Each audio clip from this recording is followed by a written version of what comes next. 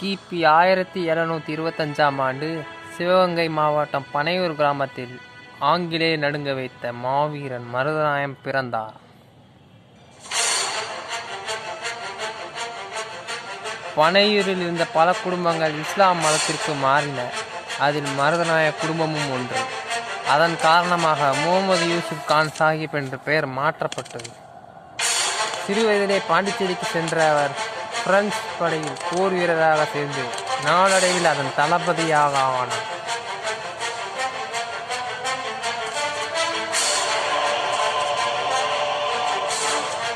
அவருக்கு தமிழ், பிரெஞ்சு, போர்ச்சுகீசியம், ஆங்கிலம், உருது ஆகிய மொழிகள் தெரியும். பல்வேறு போரில் வெற்றி பெற்றதால் ஆங்கிலேயர் அவருக்கு கான் சாஹிப் என்ற பட்டமும் தங்க பதக்கமும் வழங்கினர். கமாண்டோ கான் சாஹிப் என்று அழைக்கப்பட்டார். பாளையக்காரர்களை பல போரில் வென்றார். மன்னன் வீரன் அழகுமுத்து கோடையன் அவரது 6 தளபதிகளின் பீரங்கிகளால் சுட்டுக் கொன்றார்.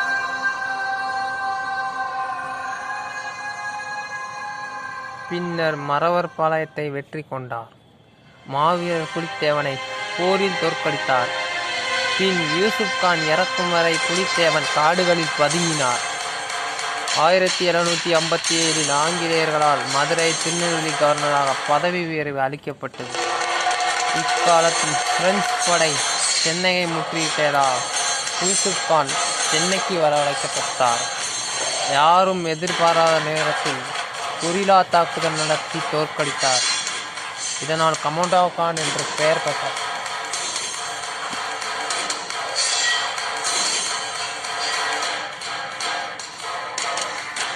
ஆயிரத்தி 1759 மதுரையில் போரிட்ட கள்ளர் தலைவனையும் அவனுடைய 500 கள்ளர்களையும் திருப்பரங்குன்றத்தில் ஒரே நேரத்தில் தூக்கி எறிந்தார்.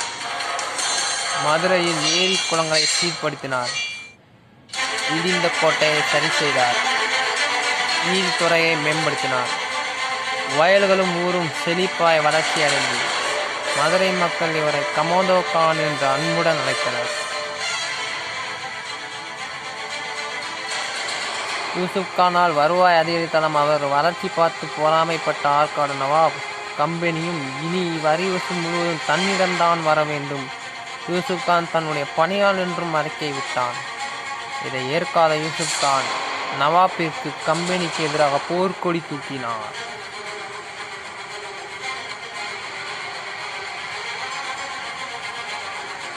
பின் யூசுப் கான் தன்னை மதுரை சுல்தானாக ஆக்கிக் கொண்டார். 27,000 படை வீரர்களை கொண்ட பலமான படைபலம் உருவாக்கினார். தன் அரண்மனையை சுற்றி வலுவான கோட்டை எழுப்பினார். பல்வேறு போர்கள் நடந்தது.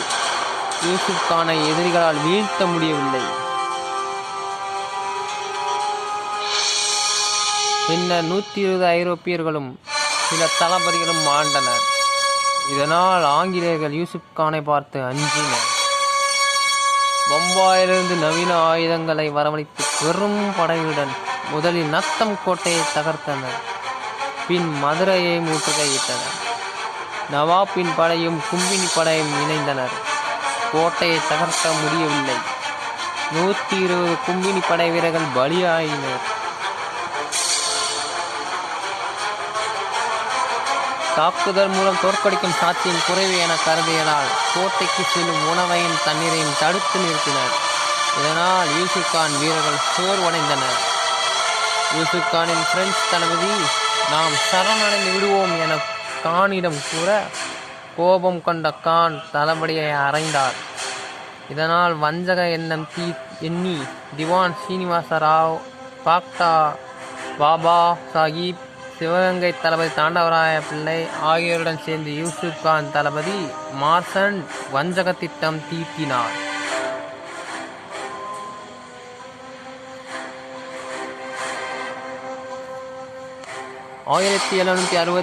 அக்டோபர் 13 யூசுப் கான் எந்த ஆயுதங்களும் இல்லாமல் தொழுகையில் ஈடுபடும் போது சீனிவாசராவ், பாபா சாஹிப், தளபதி மார்சன் இன்னும் சில பேர் தர்பனால் அவரை கட்டினர்.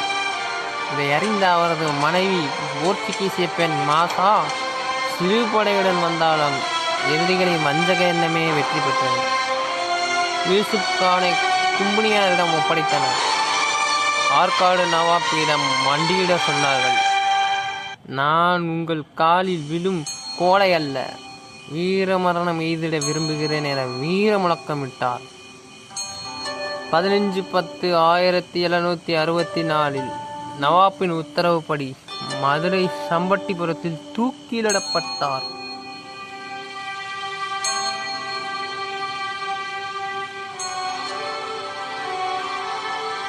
அவர் சாகவில்லை, கயிறு அறுந்தது. மீண்டும் தூக்கிலிடப்பட்டார். மூன்றாவது முறையும் தூக்கிலிடப்பட்டார். கயிறு மீண்டும் அறுந்தது. எதிரிகள் குலை நடுங்கினர். அப்போது மதுரநாயகம் தான் யோகாசனம் பயின்றவன், பல மணி நேரம் கழுத்தை உப்ப வைத்து மூச்சை அடக்க ஆற்றல் படைத்தவன். மேலும் என் வலது கையில் மந்திரத்தகடு ஒன்று பதித்துள்ளேன். என்னை அவ்வளவு சீக்கிரம் யாராலும் கொல்ல முடியாது. என்னை கொல்ல வேண்டுமானால் என் வலது கையை வெட்டி எறியுங்கள், பின்னர் தான் நான் மரணம் அடைவேன் என்று கூறினார்.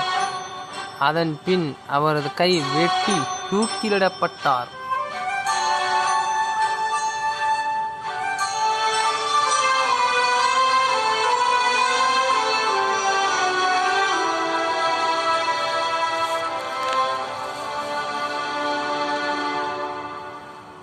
இரவு முழுவதும் தொங்க விட்டார். அன்று பல தளபதிகள் கனவில் வந்து நான் சாகவில்லை, மீண்டும் எழுந்து வருவேன் என மிரட்டினார். அதை கண்டு மிரண்டு போன வெள்ளையர்கள் திரும்ப எழுந்து வந்து விடுவாரோ என்று பயந்து அவரது உடலை பல கூறுகளாக வெட்டி தலையை திருச்சியிலும், கைகளை பாளையங்கோட்டைக்கும், கால்களை பெரிய குளத்திற்கும், உடலை தூக்கிலிடப்பட்ட மதுரை சம்பட்டிபுரத்திலும் புதைத்தனர். 40 ஆண்டுகள் கழித்து 1808 ஷேக் இமாம் என்பவரால் ஒரு தர்கா கட்டப்பட்டு முகமது யூசுப் கான் சாஹிப் தர்கா என்ற பெயர் இன்றும் உள்ளது. அதன் அருகில் பள்ளிவாசல் கட்டப்பட்டுள்ளது.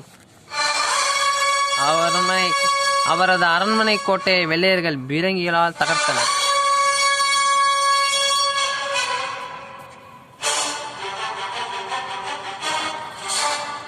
அதுவரை கான்சா தெருவாக இருந்த அந்த தெரு இடிந்த அரண்மனை மேடாகி கான்சா மேட்டு தெரு என்று ஆகி இன்று வரை அதே பெயரில் அழைக்கப்படுகிறது.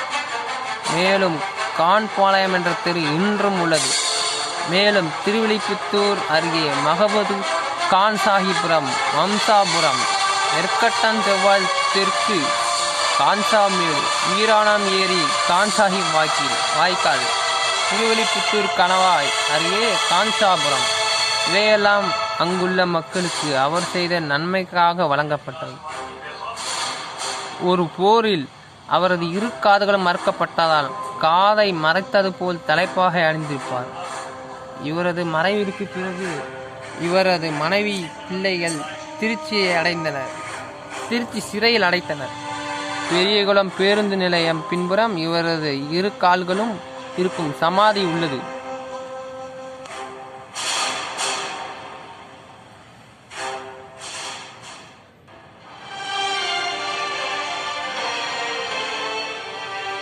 பல ஆண்டுகளாக ஆங்கிலேயன் தூக்கத்தை கலைத்த ஒரு மாவீரனின் வரலாறு மறைக்கப்பட்டுள்ளது.